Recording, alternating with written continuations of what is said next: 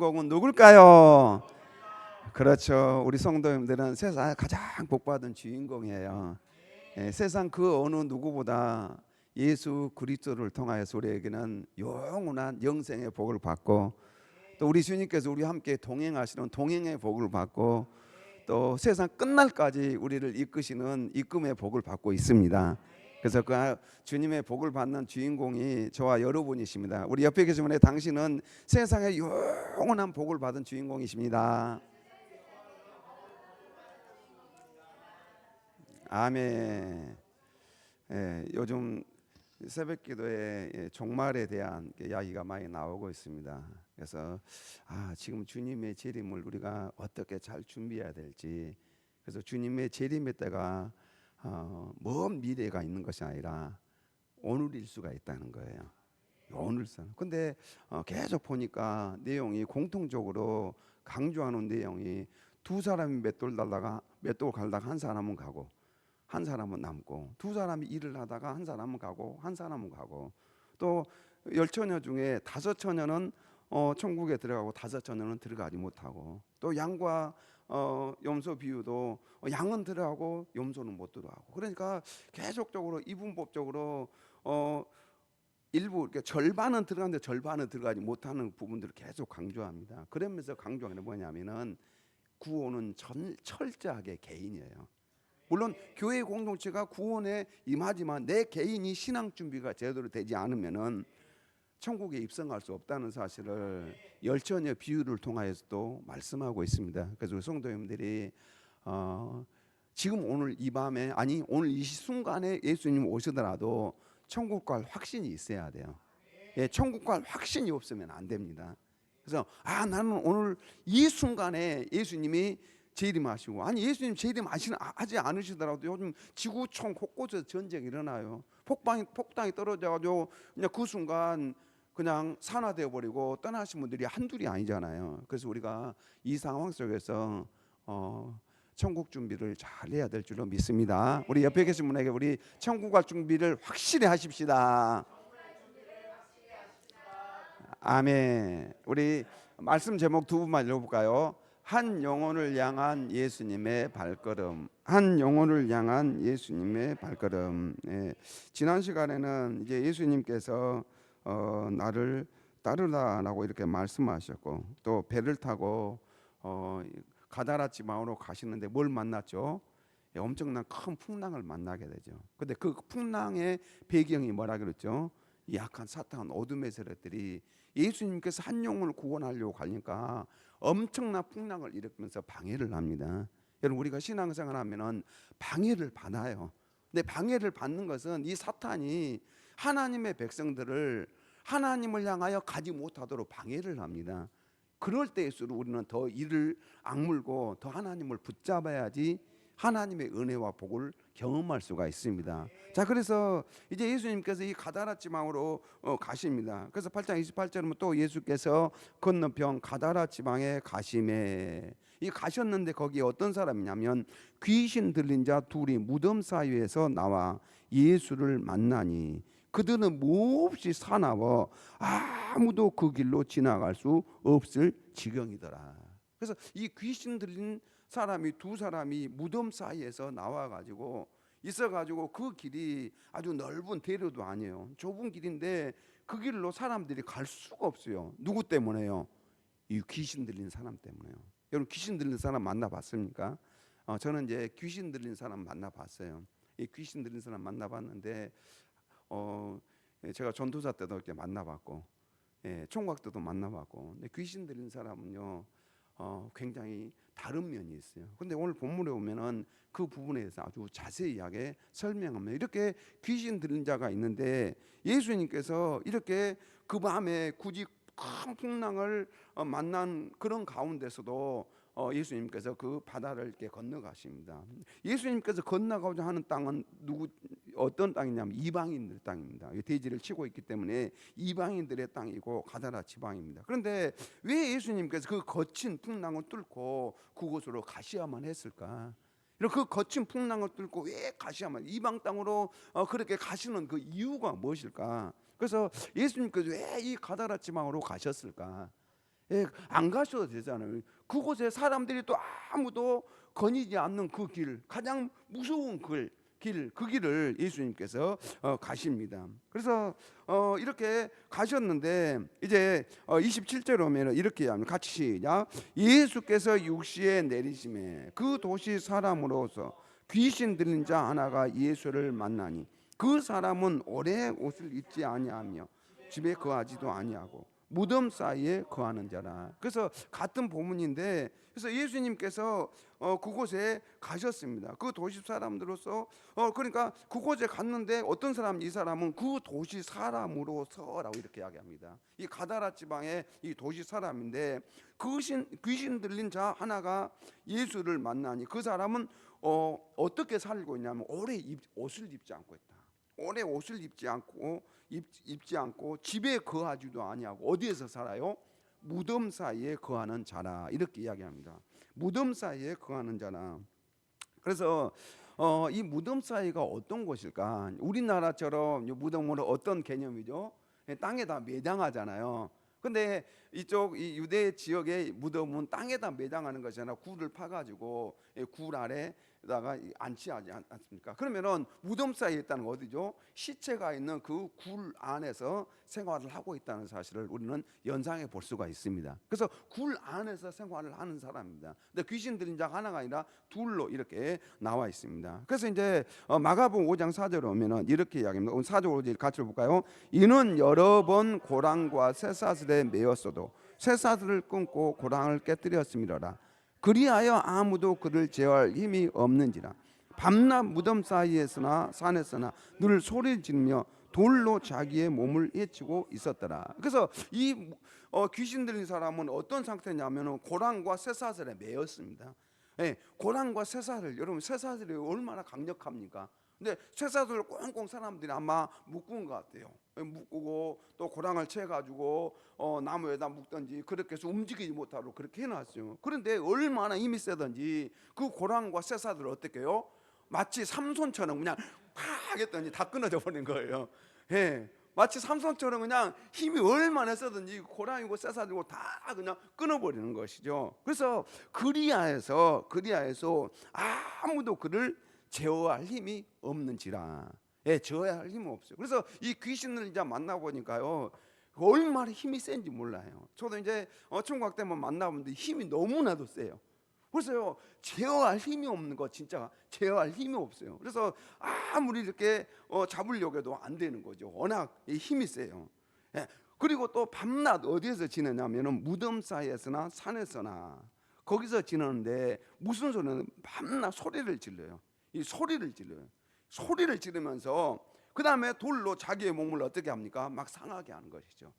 예, 돌로 자기 몸을 상하게 한다. 여러분 이제 뉴스를 보다 보니까 인터넷 뉴스를 보다 보니까 어떤 연예인이 뭐 무당이 됐더라, 뭐 그런 이야기를 하는데 여러분 신들렸다, 예, 무당이 됐다. 이게 신들렸다, 귀신이 들렸다는 그런 의미입니다. 그런데 이 귀신이 들리면 좋냐? 그렇지가 않다는 것이죠. 성경에 보면은 이 귀신이 들렸다고 한다면 이 사람들도 뭐 무당이 됐든지 뭔가 해서 뭔가 좋은 일을 해야. 그런데 이 귀신 들린 자의 모습을 보면은 소리를 지르고 자기 몸을 해하고 해치고 옷도 입지 않고 집에서 거하는 것이 아니라 어디예요? 무덤 사이에서 거하고, 예, 그렇게 살아가는 그런 모습을 보여주고 있습니다. 그러니까 귀신이 들리면 좋은 것이 아니라는 것이죠. 예, 아니에요. 그래서 이들의 거처는 이 동굴처럼 생긴 당시 그 지방의 무덤이고, 무덤은 어떤 곳입니까? 죽은 자들이 있는 곳이 무덤입니다. 그래서 이 무덤이라는 곳은 단절과 절망의 장소이기도 하죠. 이 무덤은 단절과 절망의 장소입니다. 완전히 사람들과의 단절된 곳이죠. 또 이들이 살아있으나 결국은요 죽은 자와 다름없는 존재들입니다. 살아있으나 죽은 자와 다름없는 그런 삶을 살고 있던 사람들이 이 귀신 들린 자들이죠. 또 가족과도 단절되고 사회와도 단절된 채 처절한 그런 고독과 파괴적인 힘에 짓눌려 살아가고 있는 것입니다. 그러니까 이들도요 자기들이 이렇게 살고 싶지 않아요. 그런데 누가 이렇게 살도록 하는 것이죠? 자기들 안에 들어와 있는 이 귀신입니다. 그래서 마가복음에 이 귀신을 군대의 귀신이라고 이렇게 이야기합니다. 얼마나 귀신 한두 마리가 아니라 이 군대, 그래서 돼지 떼하고 비유를 한다면 거의 2,000마리 되는 이 군대 귀신이 들어가 있다 라고 그렇게 해석할 수도 있는 것이죠. 그래서 이렇게 만든 이 장본인이 누군가? 바로 사탄 마귀의 존재입니다. 이 귀신의 세력입니다. 자, 그래서 요한복음 10장 10절에 보면 이렇게 이야기합니다. 우리 같이 볼까요? 도둑이 오는 것은 도둑질하고 죽이고 멸망시키는 것뿐이요. 그렇죠. 그러니까 여기서 보면은 이 도둑은 사탄 마귀 귀신을 이야기하고 있습니다. 이 도둑이 온 것은 도둑질하고 죽이고 멸망시키는 것뿐이요. 그래서 이 도둑이 언제부터 들어왔냐면은 에덴 동산부터 들어왔어요. 에덴 동산에 들어와 가지고 아담과 하와를 유혹해서 결국은 하나님의 형상대로 지음받은 우리 인간을 철저하게 파괴시키고 무너뜨리는 그런 존재가 이 도둑, 사탄, 마귀, 귀신의 세력들입니다. 여러분, 그래 어떤 사람들은 막 귀신을 사모하는데 그렇게 해서 신뢰를 받으면 좋은 줄 아는데 그렇지 않아요. 철저하게 파괴하는 존재가 누구냐면 이 귀신의 존재입니다. 그래서요, 절대 여러분들 귀신을 사모하거나 불러들이면 안 돼요. 예, 귀신이 우리 집안에 들어오면은 여러분 망하게 합니다.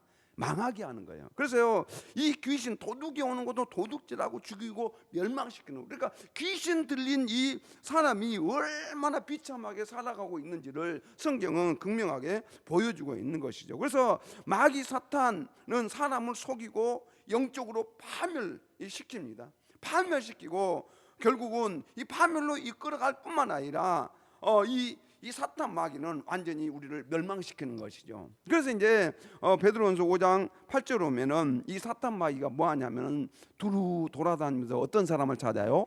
삼킬자. 그래서요, 여러분 지금도요, 이 마귀 사탄 이 귀신의 세력은요 두루 돌아다니면서 자기들이 집어 삼킬 자를 찾아요. 그래서 우리는 항상 깨어 근신함이 있어야 될 줄로 믿습니다. 항상 깨어 있지 않으면은 마귀에게 사로잡혀 우리가 넘어질 때가 많이 있습니다. 자, 그래서 이 사탄의 목적은 뭐냐면은 하나님의 형상대로 지음받은 존귀한 인간을 파괴하는 것입니다. 사탄은 대적자예요, 대적자. 자, 이 대적자 누구를 대적하는지요? 하나님을 대적하는 대적자예요. 그래서 하나님께서 하나님의 형상대로 지음받은 존귀한 하나님의 백성들, 이 사람을 파괴시키는데 이 목적을 가지고 접근하고 있습니다. 자, 그래서요, 인간의 존엄성을 무너뜨리고 가족으로부터 떼어내고 결국에는 영원한 무덤, 어디입니까? 지옥 형벌로 이끌어가는 것이 사탄의 목적입니다. 그래서 절대 우리는 사탄에게 내 삶을 내어줘서는 안 됩니다. 그래서 우리 주변에는 눈에 보이는 쇠사슬에 매여 있지 않지만은 보이지 않는 이 영적인 쇠사슬에 묶여 있는 영혼들이 많습니다. 여러분, 보이지 않는 이 영적인 쇠사슬에 사로잡혀 가지고 그것에 끌려가는 사람들이 많아요. 근데 여러분들 반드시 기억할 것은 예수님께서 오신 것은 양으로 생명을 얻게 하기 위해서 이 땅에 오셨습니다. 더 풍성히 얻게 하시려고 예수님이 이 땅에 오셨어요. 예수님은 이 사탄 마귀를 멸하시기 위해서 오신 분이에요. 그래서 우리가 이 땅에 살면서 예수님을 붙들면서 살아야 될 줄로 믿습니다. 그래서 우리는 예수님을 더 의지하면서 살아야 돼요. 그래서 여러분, 우리는 신앙생활이 단순히 그냥 교회에 왔다 갔다 하는 거, 영적인 전쟁이에요. 그래서 영적인 전쟁이기 때문에 예수님을 이렇게 믿고 신앙생활 하려고 하면 이 사탄은요 가만히 있지 않아요. 방해를 해요. 우리가 신앙생활 하지 못하도록 방해를. 왜? 신앙생활 잘하면 하나님으로부터 복을 받기 때문에 이 사탄은요 그것을 계속 방해해요. 근데 방해해도 여러분들 우리는 끝까지 하나님 붙잡고 나가야 됩니다. 그래야지 하나님께서 주시는 영원한 복을 얻을 수가 있어요. 그래서요, 이렇게 사탄은요 도박과 알코올 또 마약과 같은 중독에 매인 사람들을 보면은요 결국 이 사탄의 역사가 있는 것이죠.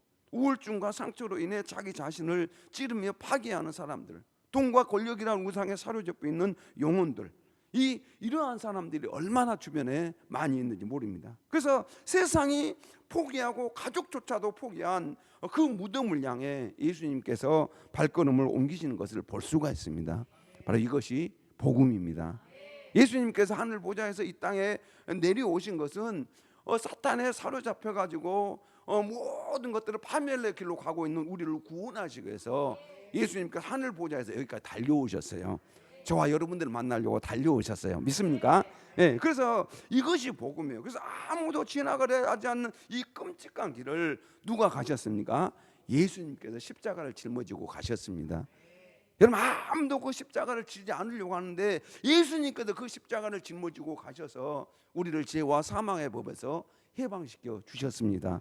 그래서 예수님께서 그 길로 지금 가시고 계신 거죠. 마치 예수님께서 지금 이 가다라 지방의 그 좁은 골목, 아무도 가지 않는 그 길, 마치 예수님께서 십자가를 지고 골고다로 올라가는 그 언덕길과 같은 것이에요.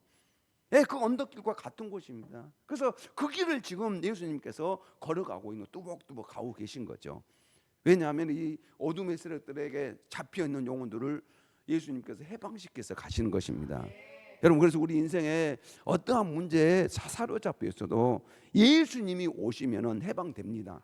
해방되는 거죠. 자, 그래서 예수님께서 이렇게 가셨습니다. 가시자 우리 29절 같이 볼까요?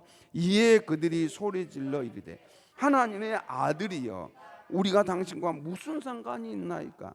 때가 이르기 전에 우리를 괴롭게 하려고 여기 오셨나이까 하더니. 자, 여기 보면요, 이 귀신 들린 자, 사실은 입에서 이야기하는 존재는 귀신 들린 자가 이야기하지만 이 사탄, 이 어둠의 세력들이 이야기하는 것이죠. 그래서 그가 뭐라고 이야기하냐면은 소리 질러서 하나님의 아들이여라고 이렇게 이야기합니다. 예수님을 누구라고요? 하나님의 아들이여라고 이야기해요. 그런데 앞 본문에서 우리가 봤지만은 세상 사람들은 예수님이 누구신지 몰라요. 제자들조차도 조금 전 이 바다를 잔잔하게 하신 그 예수님을 보면서 뭐라고 이야기하냐면 이가 어떠한 사람이기에 바다도 순종하는가. 그러니까 예수님께서 이 바람과 풍랑을 어떻게 했어요?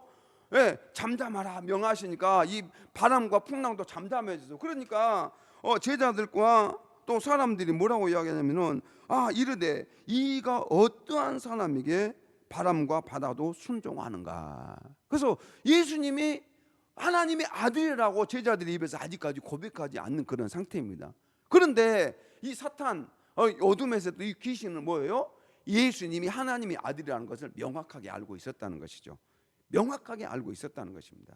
이 귀신들은 예수님이 누구신지 정확히 알고 있었다는 거죠. 예수님이 창조주시고 예수님이 심판주이시고 예수님이 만물의 통치자이신 하나님의 아들이심을 그들은 알고 있었다는 것입니다. 그래서 오늘 이 마태복음에서요, 물론 앞에도 그런 내용들이 조금씩 나와 있어요. 예수님이 하나님의 아들이라는 그런 간접적 내용. 물론 예수님께서 세례를 받고 나오실 때 이는 내 사랑하는 아들이오라는 하늘에서 음성이 들리는 그런 내용도 나오고 있습니다.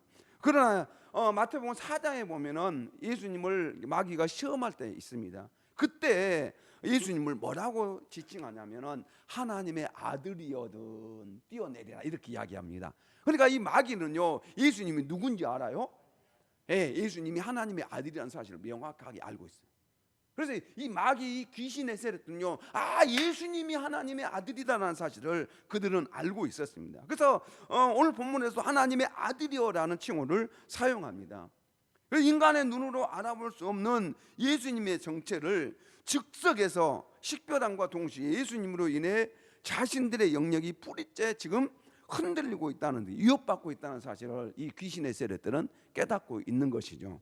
그래서요, 마태복음 16장에 가서야 비로소 제자들이 예수님을 향하여 뭐라고 고백하냐면 주는 그리스도시요 살아계신 하나님의 아들이십니다. 마태복음 16장 가서야 이들이 고백해요. 그래서 이 8장에서는 아직까지 예수님이 하나님의 아들이라고 고백하는 사람들이 없어요. 근데 누가 고백해요? 이 귀신들이 하고 있어요. 귀신들이.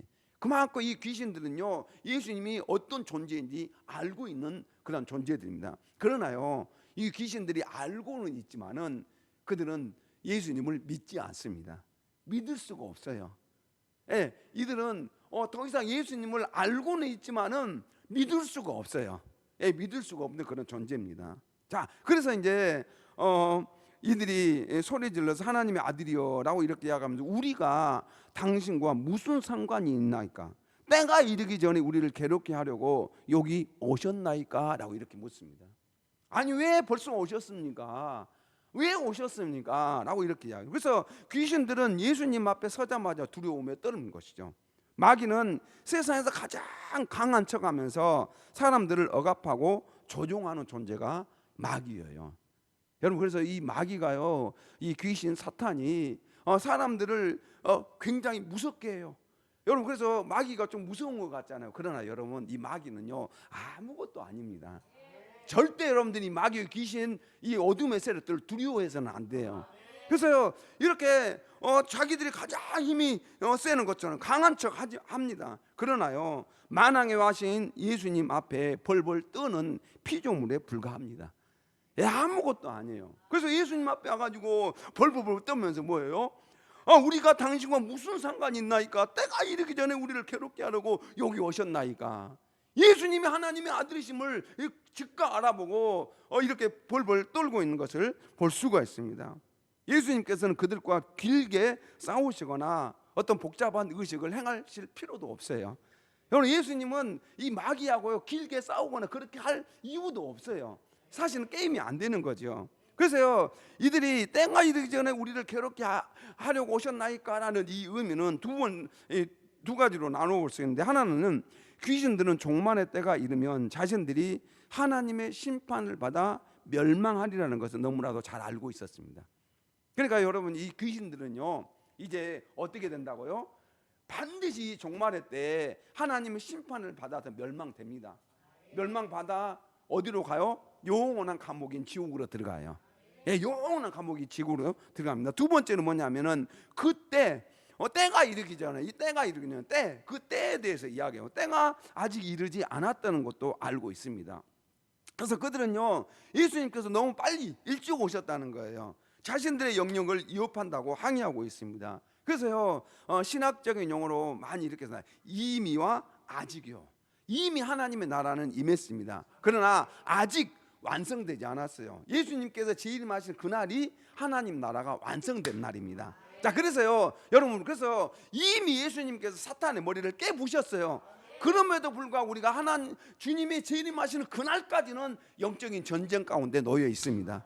여러분, 그래서 우리가 주님 앞에 서는 그날까지 우리는 계속적으로 이 지상에서 이 사탄과의 싸움의 연속입니다. 이 어둠의 세력과 싸우는 거예요. 그래서 여러분, 날마다 우리는 깨어 근신하면서 사탄과 싸워서 승리해야 될 줄로 믿습니다. 그래서 이 영적인 존재이기 때문에 우리의 신앙과 믿음을 무너뜨리기 위해서 온갖 수단과 방법을 가리지 않냐고 우리 성도들에게 접근합니다. 그럼에도 불구하고 우리는 이미 승리했습니다. 승리한 전쟁을 우리는 하고 있는 거예요. 그래서 아직 하나님의 나라가 온전히 임하지는 않았지만은 주님이 재림하시는 그날에 완전하게 임하게 될 거예요. 그래서 이제 사탄이 지금 이 귀신이 이야기하는 것은 아니 아직 때가 이르지 않았지 않습니까? 라고 하면서 예수님께 지금 따져 묻고 있는 것이죠.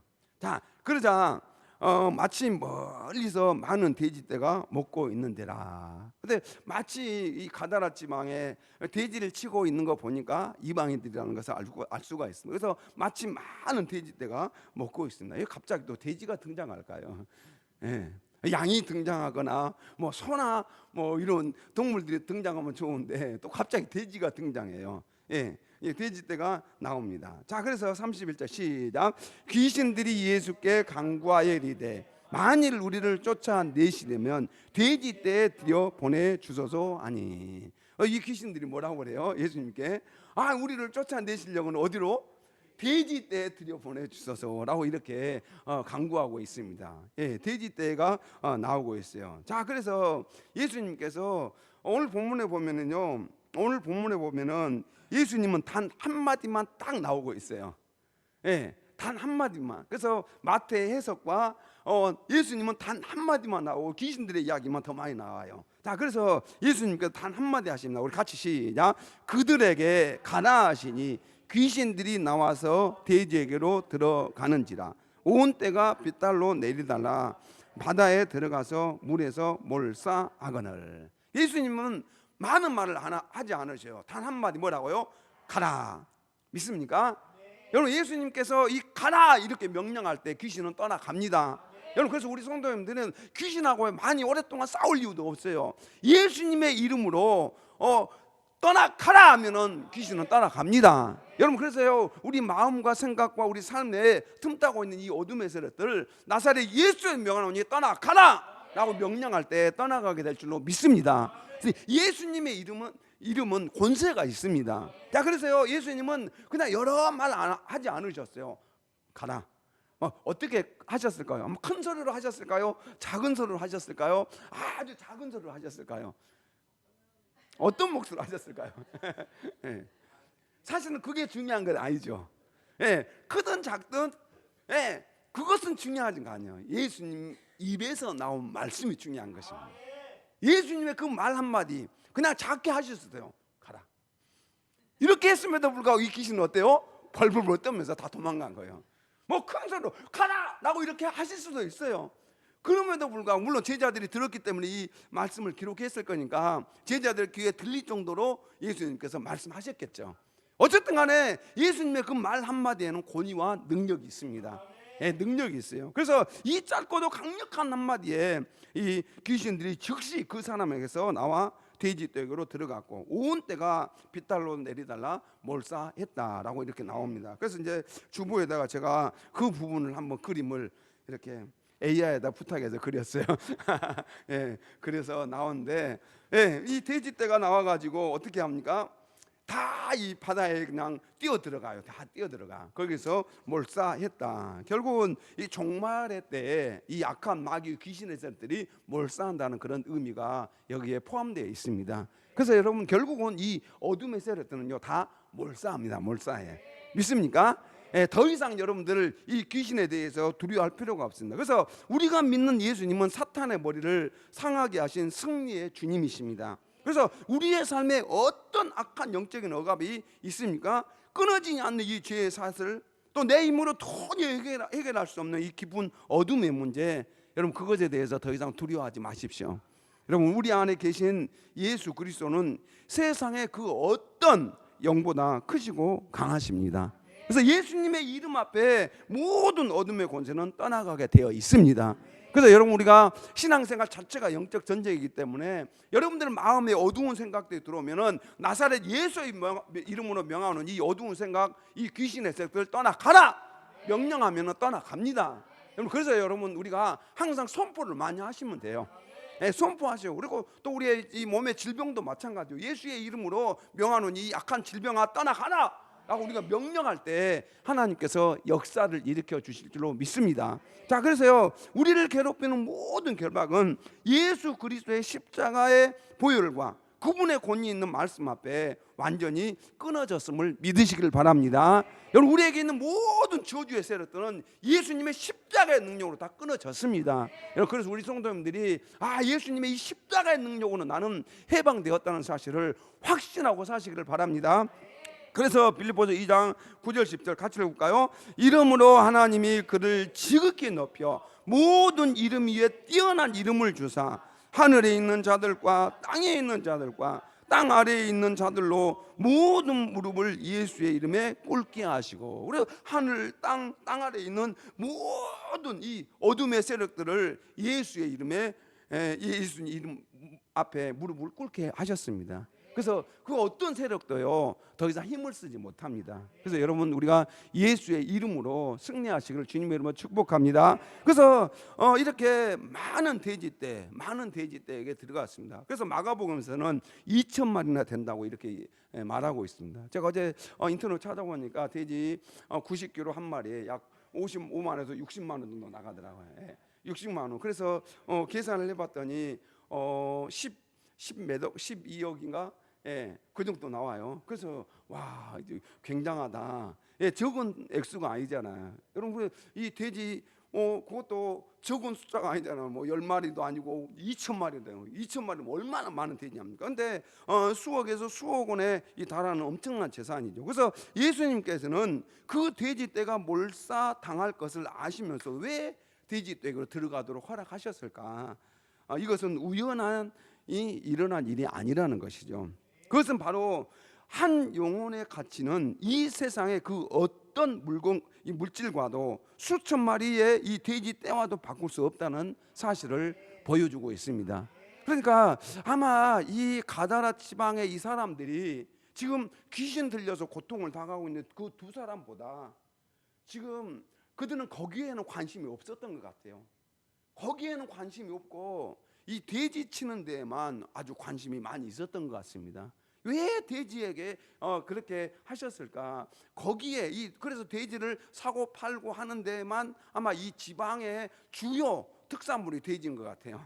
예, 아마 그랬기 때문에 그렇지 않았을까라는 그런 이 생각을 해볼 수가 있습니다. 그래서 세상은 자본과 경제적 이익을 기준으로 모든 것을 평가하죠.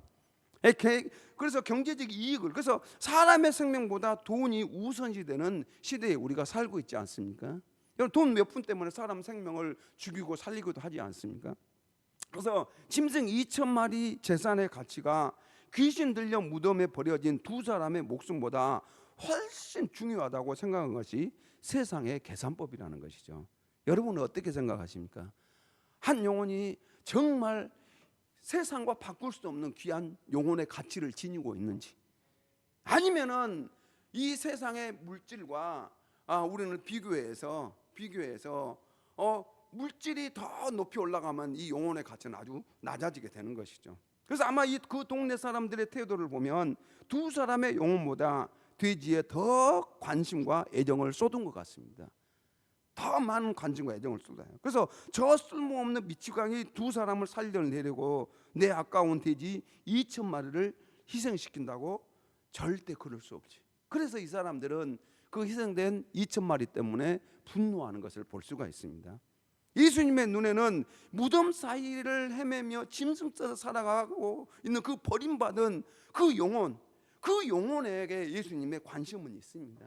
여러분, 예수님께서는 영원히 멸망, 허물과 죄로 죽어 있는 그 영혼들을 구원하시기 위해서 하늘 보좌의 그 영광스러운 자리에서 이 땅에 내려오시지 않았습니까?